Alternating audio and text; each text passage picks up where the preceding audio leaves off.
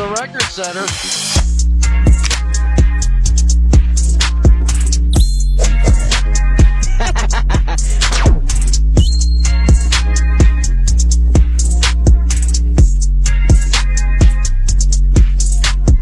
Going on? We back with another episode, man. Yeah. How you doing? I'm doing good, man. You look like you're doing good. Good. You seem happy. Heck yeah. I seen your life update you posted on social media. You're happy to share with the world finally. Need my dang picture, man. That's all. I understand. I ain't gonna lie. If I ain't got it done the way I want to, I wouldn't want to post about it either, right? So, like, I don't want to say I'm a coach here, but I ain't got that coaching photo up, so you know what I mean? But come right. I get that. But nah, we saying that and joking, but Big Dog here, he one of the recruiting coaches over at Georgia State, so big deal. He making boss moves, being around the team. You said y'all got a spring game coming up, right? Yeah, it's tomorrow. You excited? You ready? Well, yeah, I'm excited. Probably not. You said y'all got 100 plus recruits? Yeah, we got a bunch. I'm just excited for the game. Why y'all waiting? I know, but why y'all waiting until they get there to measure them out? Like, take their coach's word for it, right? No. No, sir. What do you mean? My coach said I was 5'8". My coach said I was 5'8" in high school. I mean, yeah, that's a big stretch. What, 5'4"? I mean, like, yes. that's a big stretch. But my coach, my coach said I was 5'8". I was 5'6" at the time. It really a lot of them them add inches. Sure. A lot of them add an inch or two. Like, I think I had one coach try to say, nah, we're going to list you as 5'10". Fam. You know what I'm saying? Like, nah. Like, we got to do it ourselves because you'd be lying. Nah, I hear that. But, nah, that's exciting, man. Who you said last time we talked about it, you were talking about a quarterback battle. You know who getting the first digs for, like, the guy that's been in the system or the guy that's new? Who's going to get the first reps? We did a draft, so. Yeah. That's smart. Yeah. Mm-hmm. I like that. We did that we did that back in K-12. I was going into my senior year of high school. We actually our team didn't know, like, of course, like, we're gonna do a draft, break the team up into two teams, and we're gonna compete like that for the season. And it was just one of those like, we were first of all doing a new offense altogether. So we went from a spread to a triple option with three backs, the traditional Georgia Tech offense they used to run with the three back option they ran, and we were switching to that. So, like, it was like we got to find our leaders on the team and who's gonna be able to, like, just pick the team up and carry it, like, hitting the ground running. And I was one of 4 quarterbacks on roster. Like, being as small as I was, triple option wasn't that bad. Because first of all, we hide behind a 6-foot line. We gonna be, come on now. You know what I mean? Like, our skill was fine. Like, I honestly believe our average height on our skills was from 5'8" to like 6 feet. Like, we had 2 or 3 guys that were 6'1" or taller. Everyone else was in that 5'8" to 5'10" range. So it was just like we had a 6'8" lineman or a 6'6" lineman, and then the other side was like 6'2". But all the skill guys going back and forth behind the option, like, that was you under him. Yeah, you behind him. Get gone, get lost, get little. So come on now. But yeah. I like that. I like that idea. I think it adds more fire to the team, right? Like, you compete for the spot, so, like, all right, it ain't set in stone. We're gonna break it down this way. You know, whoever wanted more gonna earn them spots. So I like that. I think it's cool. Yeah. But I mean, hey, football players' holiday, ain't it? Right around the corner. Oh my gosh! I'm so ready, bro. Man, yeah. So, as everyone knows, NFL draft is coming up. So we're gonna get our graphics up. You know, we got 6 days. 6 days to this momentous, this start of a lovely new season, start of a lovely new year. Fans is on their knees praying, offering blood sacrifices to whoever to hope they get who they want. You know what I mean? I'm excited. I think this year we could have a really good draft class, start fresh with a whole new young core on our team. So I'm ultimately excited. Not so excited that I might drive 2 hours to go and actually be at the draft, but I'm excited about it, right? Like, yeah, I asked you, I said, hey, you wanna go? Nah, I can't.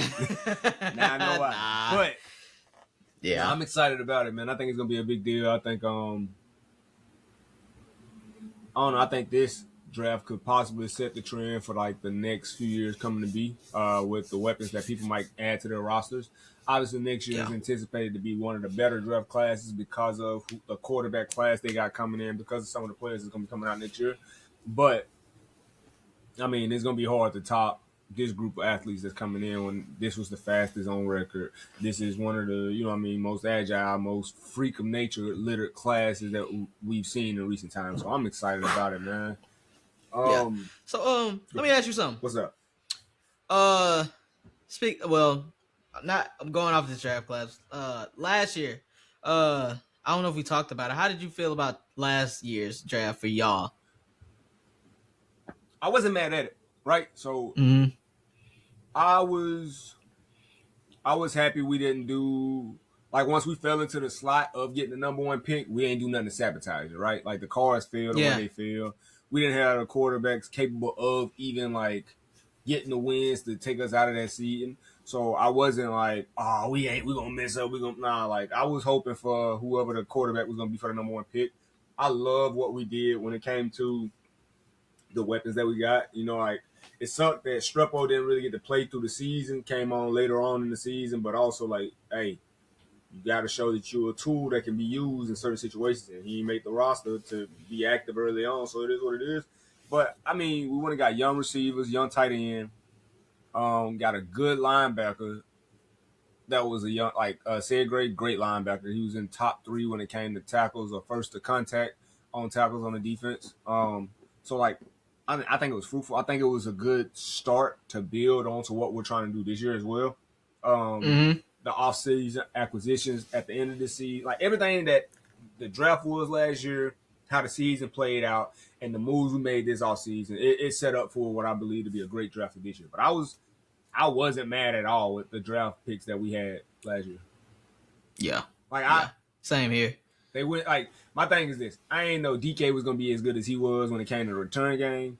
I got to watch him at Florida playing against Tennessee, obviously. So, like, it was one of those, I don't know how I feel about it because I'm not really a Florida fan, but also, like, that was college. Now he in the league, so now he played for my team, so I got to root for him. But I was shocked, honestly, about that Alec Iomanner pick, but he showed up big this season. So, like, he did. Like, I feel like it was fruitful because the back end of the season, Cam Ward started playing with a little more confidence, started figuring stuff out. Our tight end like produced at a good level for a rookie tight end. Our receiver core, like, they did what they needed to as young receivers when we couldn't count on our bits. So, like, I was okay with it. It didn't bother me one bit. You know what I mean? So yeah, I was happy about it. What about you? Yeah, I was happy with ours. So I really thought last year, I thought we was gonna get dang, I forgot the edge. He went to the Falcons. JP? A lot of people or George's? No, George's. Okay. Walker. Jalen Walker. Okay. But I mean, I wanted Tet, but I really didn't think we was getting Tet. So like when we got Tet, like I was like really excited about that. Mm-hmm. And then I mean, we hit on most of ours. Honestly, Nick scoring, he played pretty well last year. Princely, he needed a little work, but I think he'll come around. We had a tight end, Mitchell Evans. He came, he did okay. Yeah, he did pretty good. We got a lot of tight ends, so I mean, he fit in where he could fit in. Mm-hmm. He had us got us a game-winning touchdown versus the Dolphins. I remember that. Yeah, I think we drafted a safety, and I ain't trying to cut you off. My bad. I think we drafted a safety from Penn State as well last season. So like, I only know for sure Sid Gray and one DB, but I think that safety was from Penn State. But yeah, go ahead. My bad. Yeah, and the other person that I remember was Latham Ransom, the safety from Ohio State, and he played. He came up big a couple games too. So we did real good last year with our draft, and I'm excited to see what we do again this year. I think we're gonna do the same thing. I hear that. So. I think I'm excited because it's how do I say it? Like, our needs this year, I feel like aren't too different from what our needs were last year.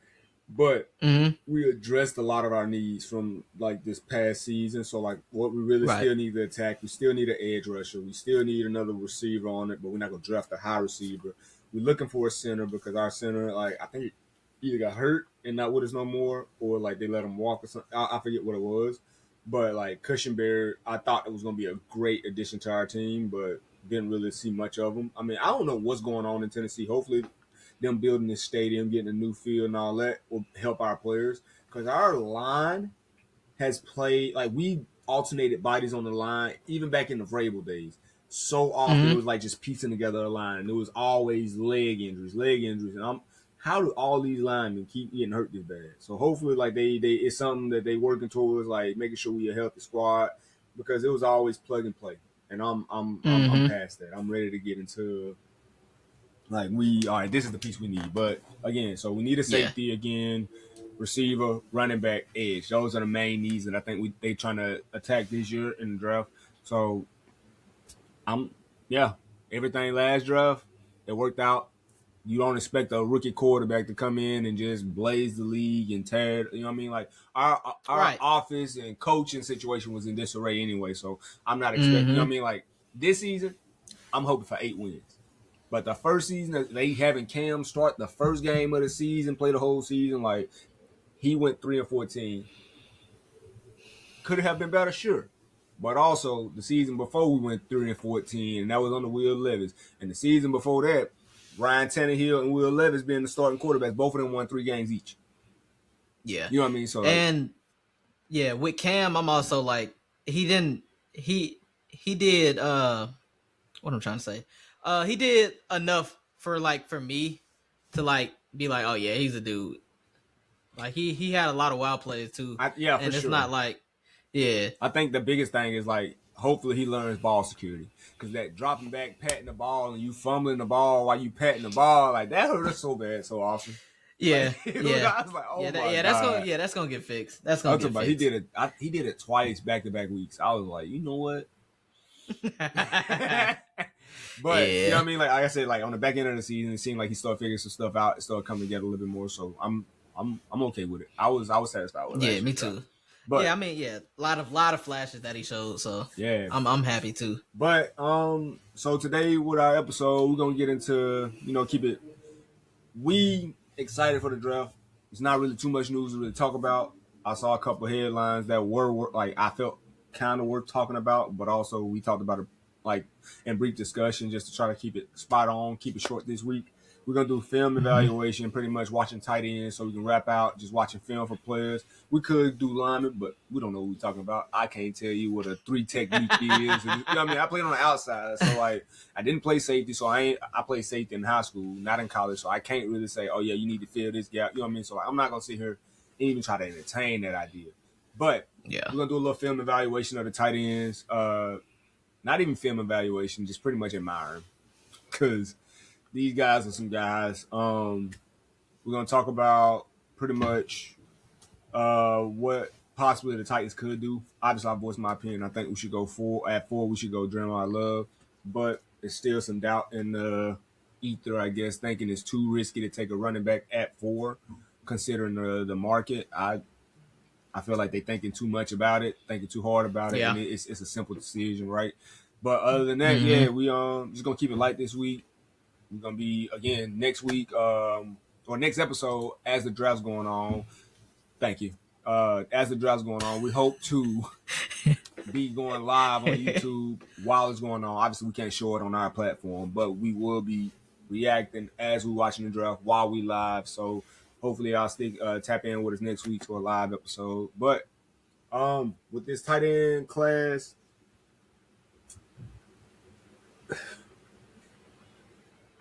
considering the emergence of like tight end university, right? I don't think this class was really loaded with tight ends that would be like, oh yeah, they gonna make a mark in tight end when they get to the league. But also they got some guys, right? They got some blockers in this class. I liked I was watching Sam Roosh, and he put guys on their back. So you getting some tight ends. Like you gonna see a George Kittle-esque play in these highlights. You're going to see, like, on catching and blocking, you're going to see some good route running from Kenyon Sadiq. You'll see some good route running from Eli Styles. So the 5 tight ends in this class we got are Ken Sadiq, Eli Styles, Max Clare, Sam Roosh. I hope I said his name right. Could be Roush. Don't know. You know what I mean? And Mike Trigg from Baylor. So with that, as we go through it, the first tight end we got up is Ken Sadiq. He's 6'3", 241, ran a 4.39 40 out of Oregon. First of all, like, everyone went crazy for him, right? Just looking at his size, how he moves. If you watch his highlight tape, this image ain't the only person he hurdled last season. So he got a couple of them. But, yeah, it's going to be a good tight end. I heard, like, obviously we don't think a tight end going to go too high. But I heard possibly him going to the Chiefs. I heard because obviously Travis Kelce might retire next season, so the possibility to start getting him ready for the next one. But he can go anywhere. Not sure. I'm not gonna call it. I hope he lands somewhere nice. I hope he falls to the second day. We get him. Yeah. Look, we get him. Yeah, he's strong, man. He get up off me, and then wheels. That ain't even fair though. Like, I guess it is. He runs a 4.39, and then you got freaking Sonny Styles, the one linebacker that probably would have been able to catch him anywhere on the field. So, I like him though. The play calling that they designed for him, like they used him like he was a slot. Like they was designing plays that was like, all right, we gonna slip you in behind linebackers or like just let everything develop. Like obviously normal plays you would use for a tight end, but this is one of those Pat Mahomes scrambling around and he find Travis Kelce in a whole situation. So like I can see it happening, right? But I mean, he's good hands and just goes north and south. It ain't none of that dancing. Obviously, they taught not to anyway. Big bodies, but yeah. I don't know, dog. I wouldn't have want as a DB. I wouldn't have wanted to meet this tight end on the field to make that tackle. Yeah, I just can't see myself doing it. Hold a shoe.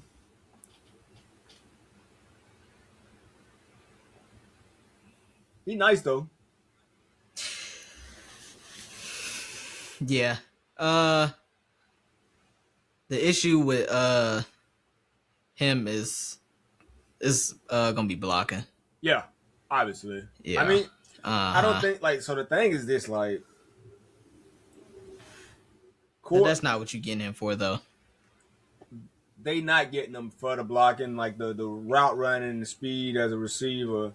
That's gonna be an added bonus, but yeah, like his size and stature, like he's gonna be able to bump and throw some blocks with some of the best stuff once he gets there. But I don't know. I feel like he's gonna be the, you know how like they were like Kyle Pitts didn't really have a good like once he got to the league, it was just they felt like he wasn't what they anticipated him to be. And it like his utilization, I guess his stats didn't match what they anticipated of what they was gonna do with him. I feel like I hope they draft him with like, hey, you gonna be blocking, but we got you and we got you go crazy situations. Yeah. But I don't know, dog. It's the league. Like it ain't college. Like everybody out there flying around on P's and Q's. So I don't know. Nah, that is true. Like I don't. You can't. I don't know, Jay. It's a good catch. I don't know what I'm trying to say. I'm not. It's yeah. Like I feel like his build. Granted, he's way faster, right? But just watching how he runs, like his running motion and form, and how fast he runs a 4.39. But when he's running, he don't look like he's running that fast. But fact, yeah, exactly. You know what I mean? So right. Like, I feel like he'd be like a Jason Witten. Like Jason Witten was dumb slow, but he got it done. And once the ball in his hand, he ain't going down. I'll more so say like a Jonnu type. Really? I feel like Jonnu was way faster than him though. I see more Jonnu than a Jason Witten was like 6'6" and he moved dumb slow, and he was more of a I just feel, but that's what I'm saying. Like he doesn't look like he runs fast. obviously his 40 speed is his 40 speed. Like, I'm not knocking that at all. Yeah, but just in his, I get watching that. him. But I heard what you said too. It's just yeah. I don't. Yeah, Jason wasn't. He was more of a blocking possession type tight end, not a like Sadiq. He looks more of a, like I said, John Newton than a Jason Witten. You think he's gonna be running way more routes than what Jason Witten was? Probably more out wide than anything. Jason really didn't line up out wide. That's true. Like somebody like these tight ends now. Like you said, like if you go to Kansas City, they have a tight end lineup outside. Yeah. So, and I think he could, he'll do that. Yeah. I mean, this is my thing, right? The last time a tight end moved like him, in my opinion, I thought that was Evan Ingram. Like, I loved Evan Ingram in college at Ole Miss. I thought he was going to be the best thing ever. But then they also had O.J. Howard at Alabama at the time, too. Like, they both came in the same class. And O.J. Howard was a little bit faster. So, like, he was getting that love. But once Evan Ingram got out of New York and went to Jacksonville, that's when he really, like, blossomed into one of those dudes at tight end. You know what I mean? So, like, yeah. I'm not sure, like, how his career going to play out. Wish him all the best. But, I don't know. I think, and I heard you, too. Not no Jason Witten. More like if he ended up in KC, used the same way they used Travis Kelce. But also I don't know. Who was their other tight end in KC? I forgot his name. What jersey number were you like? Is he? I don't care for it. Might be an 80 something. Obviously, it's an 80. Yeah, something. It might be an 80 something. You can't say 84 because that's that one. His last name might be Grado. Okay. If I'm not mistaken. It's one receiver for the Chiefs, wore number 84 jersey. Boy, he made 2 catches a year. Stayed on roster. I said, man, luckiest guy ever, dog. So, obviously he ain't going to be used like that. Going to be used way better, but you know what I mean? All right, so next tight end up. Oh, wait, I'm doing that. Ken Sadiq's stats for the season was 51 catches, 560 yards, and 8 touchdowns. So, in a system where you got what's that receiver? The number one receiver. Was it Stewart? Nah, not him. It was like he literally wore the number 1 jersey. He was the number 1 prospect. Oh, Free Moore. Yeah. When you got a guy like that, and you got Stewart on the roster, and then you got a tight end, like those stats are solid. Like his stats is like what a 2 would be. Yeah, those solid stats for sure. Next up, we got Eli Stowers out of Vanderbilt. 6'4", 239, ran a 4.51 40. Should have capitalized that F or made the other one a lowercase. I'm looking at it now. But he had 62 catches, 769 yards with 4 touchdowns, and he led all tight ends at FBS in receiving yards. Okay. Yeah. He transferred from New Mexico State with Pavia. So, like, it gave him a familiar target. So, I feel like that added to his stats, like knowing that the quarterback, I'm his safety blanket, right? So, I mean, like, it speaks for itself, though. Granted, leading all tight ends, that's cool. But we had Harold Fannin last season who his numbers was dang near receiver numbers. So, that's cool. Yeah, Harold Fannin was a dude. You know what I mean? Like, that's cool this year. But we seen that it could be better. But, oh, yeah. Man, he's this guy right here though. He's a big body. 4 touchdowns on the season, but I mean, like, I feel like when he catches the ball and gets moving, there's one of them. It might be this play. He's literally just carrying them on his back, going downfield, breaking. Yeah, this is the play. Breaking tackles, carrying people on his back, just moving. When I saw that play, the first thing that popped in my mind was the first time I actually found out who George Kittle was. I was watching the 49ers play the Saints, and George Kittle caught a ball to that sideline, stiff armed somebody, had somebody draped on him, and it looked like they were going to break his back the way he was, like, bending. He got out of it and just kept going, and I was like, bro, what is happening? Like, tight ends and H-backs, they a special breed. I give them credit. I give them their flowers because, like, first of all, being able to take on the big body blocks, but then once they got the ball, it's like letting a lineman get the ball.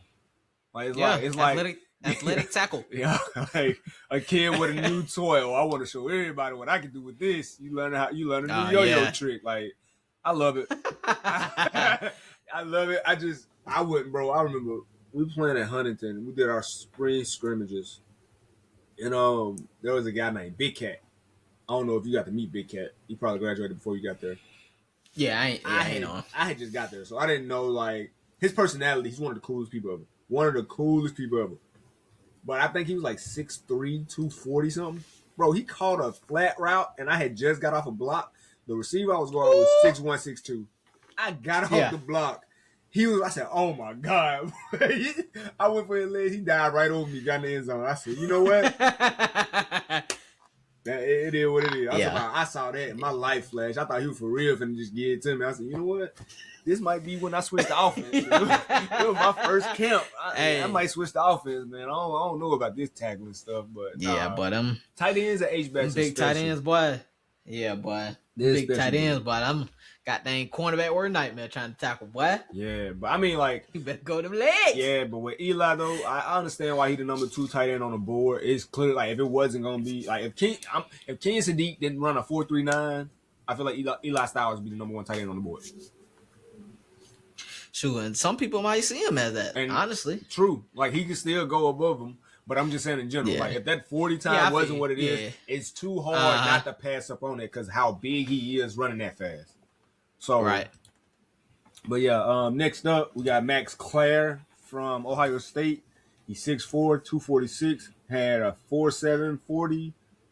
I didn't say Eli Styles 40 times. Oh yeah, I did. It's on there. Cool. He had 43 catches, 448 yards, and 2 touchdowns on the season. I feel like he's going to be a blocker for sure. I say that because his 2 touchdowns came against nobody. He caught a touchdown against Ohio and a touchdown against Rutgers. But considering the room that he in, on the team that he on, and the receivers that are getting catches, I understand that too.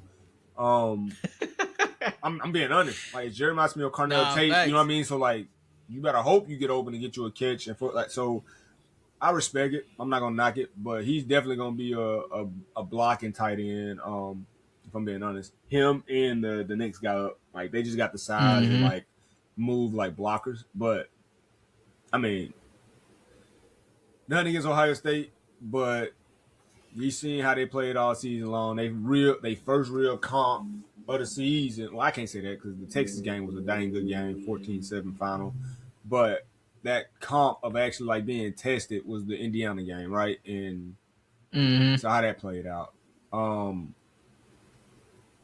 Yeah. Then who did they lose to in the playoffs?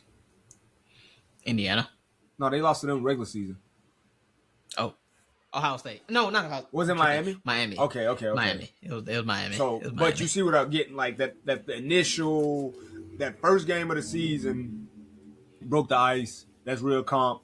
They played the full Big Ten schedule, not trying to knock nobody in it, but I mean, they were clearly better than Michigan. The only game they had to worry about in the Big Ten was Indiana. What happened? They lost that one. Then they got to a really tough matchup with Miami, and it came down to who's gonna be able to stop Malachi Tony, and they couldn't. Yeah, you know what I mean. So, but I mean, try to get out there. You know what? Actually, let me talk about that real quick. No, the funniest, but also like the scariest thing that could happen is trying to hurt somebody. Bro, absolutely. I tried to hurt somebody once. I done hurt somebody a couple times. Like, you catch the right angle. If you ain't scared of contact and you try to run through somebody's face, they ain't gonna like it. They're gonna try to hit your legs the next time. It is what it is. Bro, I jumped over a dude going to the sideline, like going in the end zone, playing ball once, and I dang near flipped and landed on my neck. Yeah. I scored. I'm talking about everybody was hyped. So, no biggie. I'm in a tournament playing, like, this is probably like right going into high school ball, so it is what it is. But we're playing in a tournament. We're playing this team with some big old D linemen. When I say big old D linemen, like, bro, I think 14, 15 years old at the time, or right around that time when you were in high school, you know what I mean? And yeah, it was I think I did like a quarterback draw, like it was essentially a wildcat quarterback draw situation. Drop back, go through the middle. They had a shorter than me linebacker. So get what I'm finna do. Go over him. Well, I went over him. them linemen grabbed me. I said, all right, fellas, y'all got me, put me down. Boy, they dumped me on my head. Oh, my goodness. About dumped me like, it was, I forget, was it college or NFL? It might have NFL. The Titans was playing the Chiefs. And one of our DBs jumped over the line and they grabbed him and dunked him on his dome, fool. I said, oh, man. But nah, bruh. Yeah, that's the worst. What happened to me. I said, you know what? Jumping ain't all it perked up to be. I'm just going to stop. Heck no. Because, like, I'm talking about as soon as they get them legs out the air and you flipping, boy. I ain't got no problem with the flipping part. It's the getting caught part. Like, I was in the air. They grabbed me and dumped me on my jump, bro. It hurt the most. Yeah. Like, it hurt the worst. Crazy. I ain't no out for the land, boy. But don't get me wrong, because if you land it, it's a dang good highlight. I would jump. For sure. I would jump over anybody. Like if the opportunity presents itself, I'm gonna go vertical. But at that time, I did it twice in one day. I think they might have been in the stands and saw me jump the first time. Like, oh, he think he slick. Nah. That's what I love got slammed. Bro, that's what I love about growing up playing summer ball. Like it was a time, dog. Like, yeah, youth ball, middle school, like all that, getting up to high school, it was worth it. That's all I'll say. It was worth it. Yeah.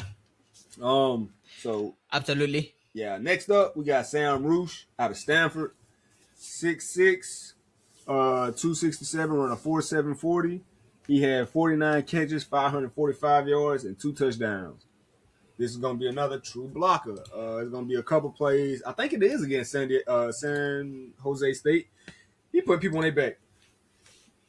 Not trying to knock them. Obviously, they Stanford playing in the ACC now, so flying all the way across country. So, like, it is what it is. But first of all, good read right here on his part because all eyes were still locked on the quarterback. And pause it real quick, my bad, because that was a good swipe through too. Sorry.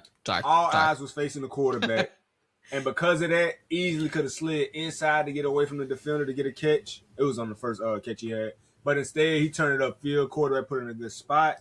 And he got, you know what I mean? Like that, that was a real good read. Like if you see it, like all eyes on quarterback and he instantly went upfield. Now it's green grass behind him, but yeah, that's a smart play. This one right here, swiping that linebacker or safety, whoever number 8 is.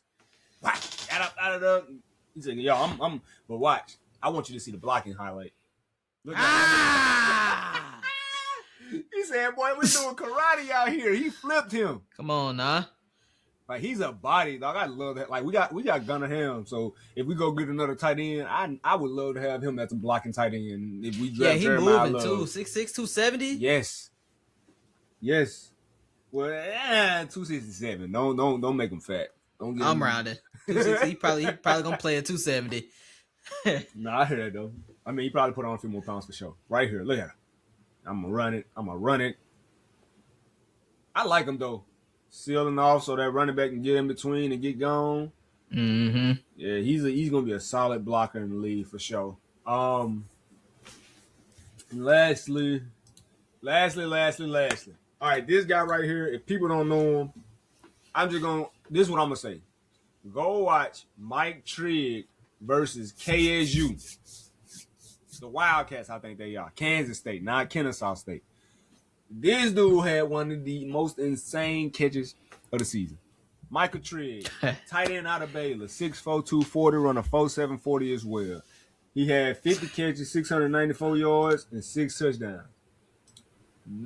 Is this the? Yeah, I think this the one where he caught the. No, this ain't the catch. No, I know it ain't. It's gonna be closer towards the end of the game. I think this the one he goes up, high points the ball over this inside guy. Yeah. He most definitely got the best hands out of this group. No, yeah, for sure. Like I like it. Like so, like, and that's what I like about every tight end in this group. Everyone has a different characteristic, right? Eli Stowers is dependable, good route runner, like can make stuff happen, running a 4.5 140. This guy, solid hands, and then like he played. So just context, he played at USC as well as Ole Miss. Yeah, I feel like his route running and his build, he looks like the guy. Oh, let me shut up. This is my play. He plucked that mug out the hell, what? I'm tough. Huss. Hey, if you get done like that, you might well go ahead and jog on cross field. You know what I mean? Hey, coach, you might need to get somebody else in for me right now. I can't give me that, man. It's also like obviously end of the game. Well, not end of the game. They still had 9 minutes, but they ain't win the game. But that was a dang good catch, dang good play, dang good catch. Like I ain't gonna doubt nobody else making a play on me. Oh. But then what I'm saying, so it's supposed to be. So it's a wide receiver for LSU. He's like 6'6", 6'7", super big. I think wears number 14 jersey. I feel like he runs just like him. Like he's so big, so long, and then it's like he ain't got the little guy, the moves, right? So it's just like a straight line big dog who I bet I could do this. You know what I mean? Like in his movements. But yeah, solid hands, big old hands. He gotta have like 2XL hands and gloves, like bro. Got to. He caught that thing with fingers going to the sideline. Right, he caught that mother like this.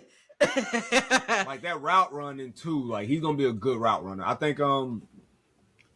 I mean, when I say he's 6'6", 6'4". Yeah. How big was Darnell Washington out of Georgia? Ain't his name? He might have been like 6'7", 6'8". Yeah, so that's closer to or 6'6". Yeah. All right. These big old tight ends though, I think he's gonna be nice. I'm excited to see where any of them go. Yeah. And honestly, he looks like bigger than 6'4", look bro. At that. He just, bro, like that's not even fair. But yeah, he got long arms too. Yup, and he know how to get little. Like right there. That catch, that was crazy too. That catch was crazy. What? Just show a replay of it. Like yeah, just highlight it on him. Like, come on, man. Yeah. That's what I think. That's what I was talking about when I was trying to tell you. Like he had multiple one-hand catches. I thought it was the same game. No, that's the catch I wanted to. Like, bro, what are we talking about? His catch rate. That's a crazy catch. His catch rate has got to be like catch. It's got to be like 10 feet from way back, 10 feet all around him. Like insane work. But I think. Yeah. I mean, like, yeah, dog. This class again. I didn't get to watch the tight ends on the combine when they were going, but this class is unreal. Unreal. Like I'm excited for so many reasons about this draft. I don't think you're gonna go wrong with any position that you pick, at any point. Like obviously, you don't want to jump the gun too early and take somebody that might be like the quarterback conversation, right? We know who the clear number one quarterback is, but I was watching them this week and they were talking about the number two, obviously Ty Simpson, but at number 3, they think Carson Beck. Remember, we was talking. I said he could be the second quarterback off the board, depending on how the championship game play out. But then he showed his colors, and I said I understand why he's a day 2, day 3 quarterback. But they still got him listed as possibly the third best quarterback in this draft. Then you still got Gary Nussmeier, Drew Aller, all like it's the quarterback situation didn't play out the way everybody anticipated it. But every other position, you really can't go wrong with who you take or running back. Is 2, maybe 3 legit running backs, but everybody else in these position groups were a receiver, at some depth. Edge, at linebacker, corners, safeties. Like the only thing you really got to worry about is trying to get one of these really good linemen early on. I'm not sure how the lineman situation is going to play out in this draft, but Who out of them 5, who your favorite? Michael. I was already he been my favorite. Okay. Yeah, he been my favorite. I think, bro, I knew about Michael. He's so skinny for his height. I don't think he really gonna like. I think I said it. He's like a Kyle Pitts, but he's not Kyle Pitts fast. And Kyle Pitts is pretty much a wide receiver at tight end. I don't know what he is. Yeah. Like he's a tight end, but you know what I mean. Like, could he play wide receiver? Maybe if he could. 5 to 10 pounds, got a little faster doing explosion drills.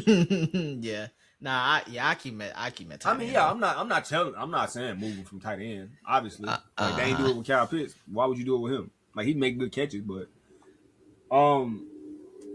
moving on from that,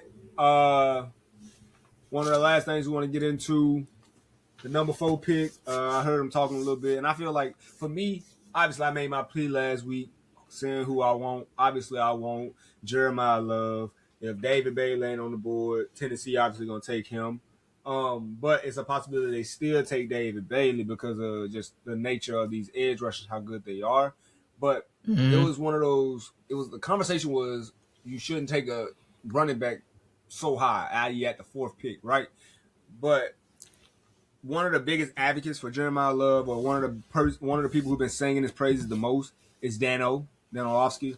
And what he pointed out was I think they said 10, maybe 15 pounds heavier than Jahmyr Gibbs, an inch or two taller than Jahmyr Gibbs, run the same 40 time as him. And they said the Lions shouldn't have took Jahmyr Gibbs at what he was. I don't know why they're making this so difficult. As an organization, Tennessee has always been known for having a great running back. Not saying he's gonna be the next great running back, but when it's this good, it's on the draft board. Why are we thinking so much in it? Right. Like literally. I don't know. For me, it's one of those situations where it's like they making it more complex than what it is. All right, obviously the running back market, like him being in the top 5, I mean he's gonna get paid at this pay scale. All right, cool. We're a running back market at $14 million right now, so it ain't really gonna hurt us to pay a rookie running back on a rookie contract when they market set that high. But if we go get an edge rusher, that we talking $30+ million for edge rushers right now, like cap space wise, that it makes the most sense. I'm not. I don't know. I think. Yeah. Go ahead. I think this is more. This is just we need something to talk about. Heck yeah, because it's like once it's like the season ends, mock drafts and all that stuff happens, and it's like it's all that like we got from February to now, and like when we get here, it ain't nothing else to talk about. It ain't nothing else to talk about. I feel like it ain't nothing else to talk about. My thing is this, right? They made all the moves. They went and traded for Jermaine Johnson. They went and traded for Solomon Thomas. They went and signed James Franklin Myers from Denver. They went and got they got another edge rusher from somewhere. Like we went and acquired so many pieces to have a rotation for our defensive line. We went and like made all these adjustments. If going to get a running back like him allows for our offense or Cam Ward to be able to be like, all right, bet. I know they trying to stop the run now because of the type of running back he is, and they going to power the box. All right, say less. We still got Calvin Ridley. We got Wan'Dale Robinson. Burners. Right? We possibly draft a receiver in this draft. I don't know who we might take. Carnell Tate ain't going to be on the board that late. If we go second round and grab one of these, if they still on the board, nice receivers, go for it. They said something about if Casey Concepcion still on the board in the second round. We need to go get him. Right. Think about that wide receiver room. The guys that we took last year. Nice. We still got Calvin Ridley on roster. We signed Wan'Dale Robinson. And then we get a Casey Concepcion too. We got him and DK as our return man. Ooh. Hey. Exactly. It's like it's just everything the Titans did just seems like it was for Jeremiah. It don't seem like it was for David Bailey. It don't. And the thing about it is like the split is, do we trust the GM and the moves he's making to make our team new identity, more explosive, or do we lean into the Rob Saleh defensive energy that he wants to bring? But I mean, early on, I told you like we don't have an identity. That's why we want to. When we had Vrabel, our identity was we was rough, we was gritting through anything. Like you could plug and play anybody. Like again, when we was injury riddled, right? They was plugging people in. Our best season when we won, came out of the AFC as the number 1 seed. We was plugging in different D linemen, plugging in different O linemen, like if somebody was hurt, next man up situation, and we was able to do it because we were gritted, we fought, right? So in this situation, it's like they went and got the players. If we can get a running back like him who can catch the ball out the backfield, who gonna get us hopefully averaging all around 4 yards a carry at some like on the back end of the season, like go all in, man. I said it last time. Amy, Mike, Coach Rob, Coach Dayball, all y'all got on the same page. Yeah. This our guy, right? We went from Earl Campbell to Eddie George to Chris Johnson to Derrick Henry to J Love. Come on now. Each time, and if you think about it too, who was the quarter? I don't know who the quarterback was for the Oilers when we had Earl Campbell. Might have been Warren Moon. Could be. I could be Might wrong. have been. Might have been. But then we get Eddie George, Aaron McNair. We go Chris Johnson. We have Vince Young. Derrick Henry. We went and got Mariota. So if we got a new quarterback that we just drafted early on, high on, go ahead and get him a running back. Yeah. It only makes sense. Speaking of. Go ahead. What you about to say? Madden 18. You said Madden what? That was Madden 18. That was my favorite team to use, bro. Madden. The Titans. 18? Like yes, okay. I always use the Titans. I believe.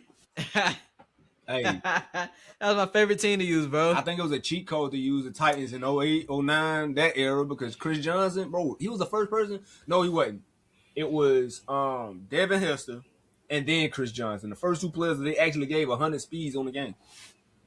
Like, you was only supposed to get 99. Devin Hester, the return man, had 100, and Chris Johnson had 100.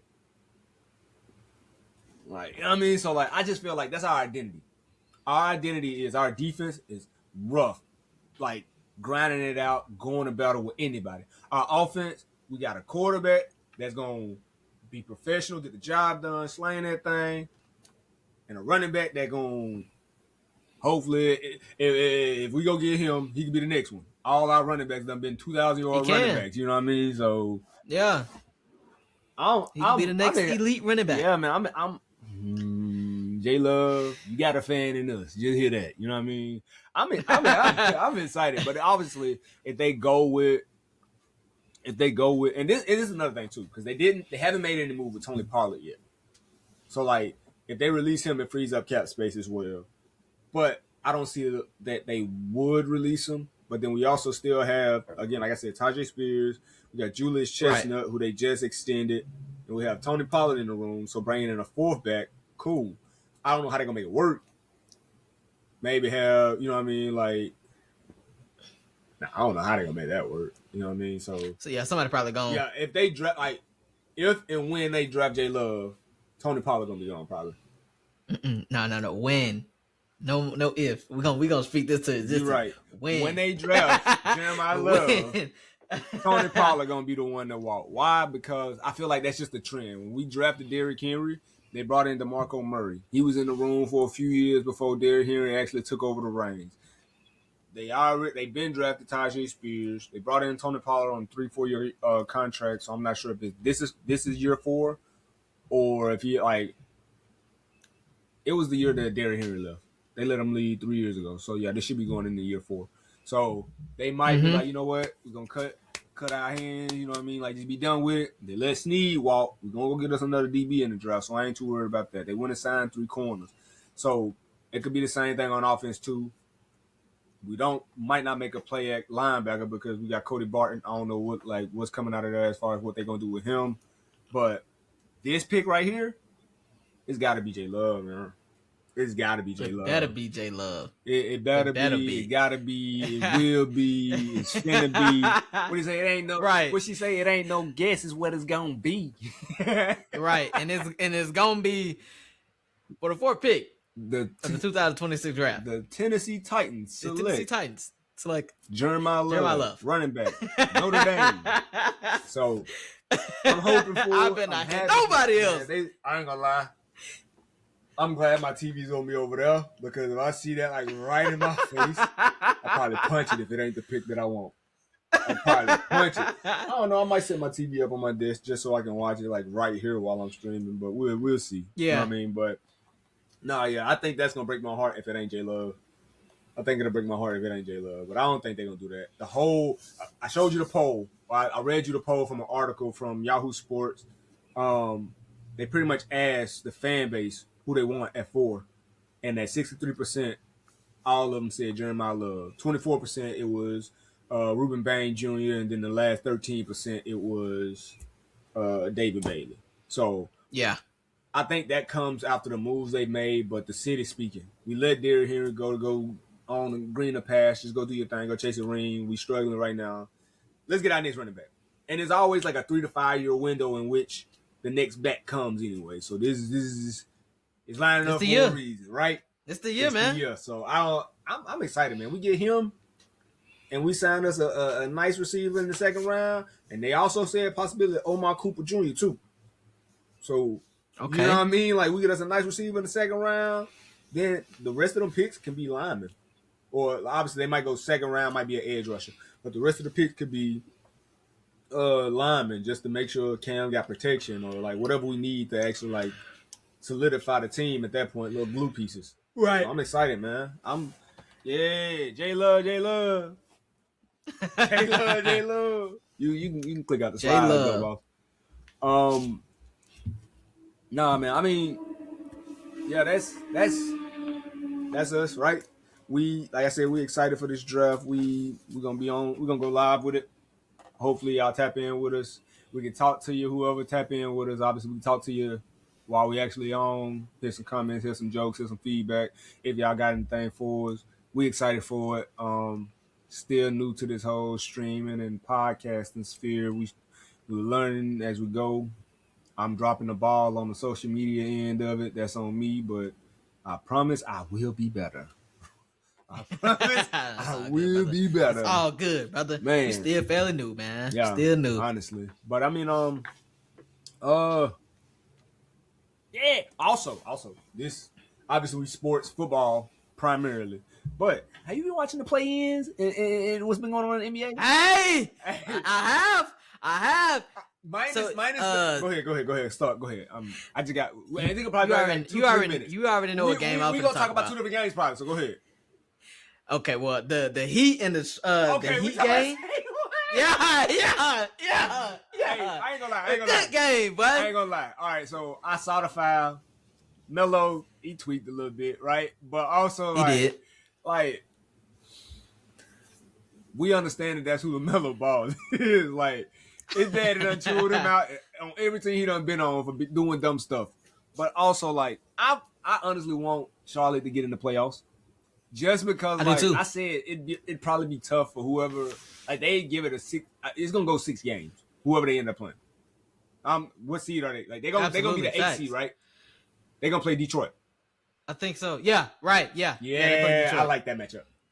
So I like that matchup. When Kobe White shot that 3, I was like, "Why are you shooting that?" But when it went in, I was like, "What a great shot! That was a good shot, guy. It went in." I think they hit the. I'm talking about it was 12 seconds left. I was like, "Oh yeah, they can." When he got the ball, I was like, "Oh yeah, they just gonna try to create a good 3."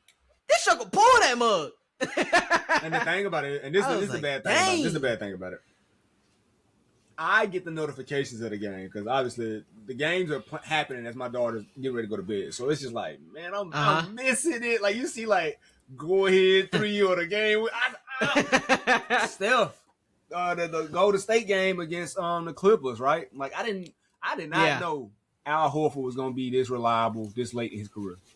This man, hit 4 threes in 3 minutes in the fourth quarter. What are we talking about? I remember when he was on the Hawks.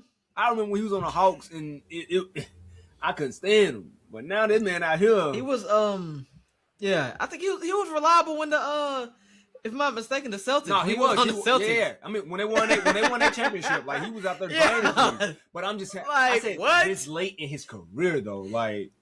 Bro, that was late too. But that's what I'm saying. Like, even including that, I'm talking like that was prior to this. So it's still late. But like, obviously, as the game evolves, people add stuff to their bag. He's a center out here shooting threes, and I'm talking about like not just shooting threes. Like he just under 40%, if that. Like there was an a couple of years ago. 82-game season, you under 40% barely. Yeah, the best shooter shooting that. There was a couple of years ago. Oh, my fault. Go ahead. Yeah. There was a couple of years ago. I think Al Horford was on the Thunder, and there was a graphic that had the players who was out, and he was out, and it said old. So bro, Al Horford been here for a while. He's been here so long, dog. And it's crazy. Like he's 39. Man, I don't know. He's 39.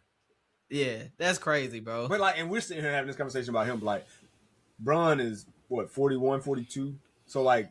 That don't make no dang sense, bro. The conversation is about Al Horford right now. Like, but for me, it was just the notion that, first of all, the 3 that Steph hit too to go up 117 to 120. He hit that, fell in the crowd, gave somebody a fist bump. Like I seen that. That was one of those like. I'm happy that they're like finna face off against the Suns because I think they're gonna beat the Suns and get in. I would love nothing more for him to get one more championship with the Warriors. Like I'm not a Warriors fan at all, but that team ain't the same no more. Clay gone, obviously KD ain't done. So it's him and Draymond Green. So like if he was to get another ring, like I'd be okay with that one situation. Was just like get a ring and get up out of Golden State, or get a ring and retire situation. Like you know what I mean? Like it's and he's been injured. The team, the way everything playing out, I think Steve Kerr handled the Kuminga situation wrong. I think the front office handled that situation wrong because he's a baller. He's like, where's he at now? In Atlanta. Jonathan Kuminga in Atlanta with Nikhil Alexander-Walker. Mm-hmm. Yeah, that's gonna be a good combination for years to come in the future. I'm excited to watch them, but no, I think I wouldn't mind seeing Steph get one more, but I also want him to leave. I'd like to see the possibility of him and Brown play together for at least one season. I don't know why, but I do. Hey, I think that'd be insane. I want to see that so bad. I think that'd be insane. But we ain't no basketball podcast, so it's just the play-in is so exciting that I feel like I wanted to talk about it. 'Cause we ain't talking about basketball really. March Madness tournament, I picked Michigan. I won my church group, the church's like league that they did. I won it. Yeah. Oh my gosh, I had freaking Duke and Arkansas going. Man. I had Duke. That's terrible. I had Duke in Michigan. I didn't anticipate Duke getting put out by UConn. So like the way that game ended had me hot. But Dagger. That had me hot. And then I also didn't anticipate UCLA beating did South Carolina make it? Yeah. Yes. I didn't anticipate. Yeah, I think they won because it was the rematch for them in UConn situation. But I didn't anticipate UCLA beating South Carolina. But again, I said it. I'm gonna say it again and again and again and again. The trend for women's basketball is whoever got the best big man that season is gonna get the ring. That's literally how it's playing out in these last few years. Every time it's a solid big man in college basketball for women's. They lean on her, and that's why they get the rings. Because Lauren Betts was out there getting crazy. Her teammate, first of all, did you watch the WNBA draft? I'm done after I say this one. No. The whole squad, whole championship squad, 6 players scored every point throughout the whole NCAA tournament. All 6 of them got drafted. 5 of them in the first round. The last one in the second round. Oh yeah, that's tough. That's tough. Like that's crazy. And 3 of them went back to back to back. Like 6, 7, and 8, I believe. Then the 9 pick was Raven Johnson, I believe, and then the 10 pick was another UCLA player. Yeah, I know Raven went to the Fever though. I know she went to the Fever. That's the only pick I know. Yeah, that's the only pick you know, huh? You a Caitlin Clark fan? No, I seen it on. She back with Aaliyah Boston, so and having a guard who can shoot it like Caitlin Clark with Raven Johnson, who also shoot it and can handle the ball, and then you got Leah Boston in the paint. Lockdown. Hey, the Fever gonna be in the championship game next season. I'm calling it. Y'all heard it. Y'all heard it. The Fever. I ain't no Caitlin Clark fan though. I'm a big South Carolina fan. So, but yeah, you know what I mean. So it's one of those like we watch South Carolina. I love Dawn Staley though. I love Dawn Staley. But yeah, let's not get too distracted. You got anything for me before I sign off? Because no sir. All right, so this is what I will say before I get off. All the older people who told me you ain't gonna be young forever, you better take care of your body. I'm sorry I ain't listen. No, listen. I go to bed. Please. I wake up, my back be killing me. I'm 33, finna be 34. I feel like I got a 60-year-old back. Like I be dying, dog. It hurts sit up sometimes. I prefer sitting on the floor now. Like the couch too soft, the bed too soft. I'm turning into an old Scrooge, man. It just everything make me cranky because it's just so soft. Sit down, you got that grunt when you sit down. I mean, you like just sinking right into it. Oh man! And the worst part is like anything I eat now make me feel bloated. So it's just like I just feel like I gotta get back to working out, obviously, but I just feel like I'm like somebody's 46-year-old uncle. Like it feels terrible. Like the only thing I know that's medically wrong with me is my ankles are bad. Other than that, I should not be feeling this bad as a 30-something-year-old adult. Like I should not be feeling the way I do. So I definitely got to get back in the gym. Definitely got to get back working out. I can't really go running because my ankles be killing me when I walk. So I'll figure it out. Buy some new ankle braces with a metal slab on the side of it to correct it, maybe. But with them Curry ankle braces. The who? The Curry ones. What's a Curry ankle brace? he got like some thick ankle braces, bro.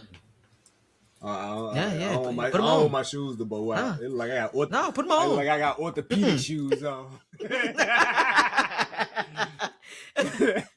Yeah. For real though. But yeah, I should have started this, and I gotta start stretching daily. I think I stretch once.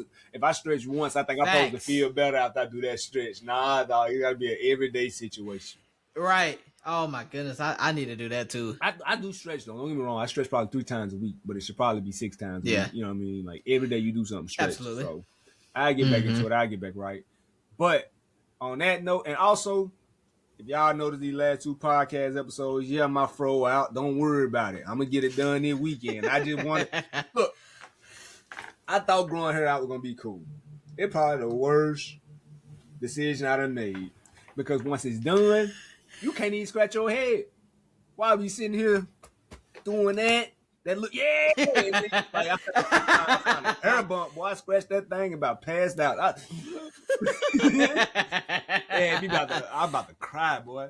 But like I said, I ain't gonna keep going. I'm just talking, and we trying to get y'all up out of here. So with that being said, this is the Cram School Podcast. Thank you for tuning in with us. Like, comment, subscribe. Sir. Keep telling us how we can get better. Don't just keep telling us that I'm cute. I know I'm cute. Thank you for telling me though. This man, you know what I'm saying? How can we be better? You feel me? It's your host Kale, and it's your boy Johnny Boy. Hey, what you always say, John? Keep on what? Keep on cramming, baby. Keep on cramming. Hey man.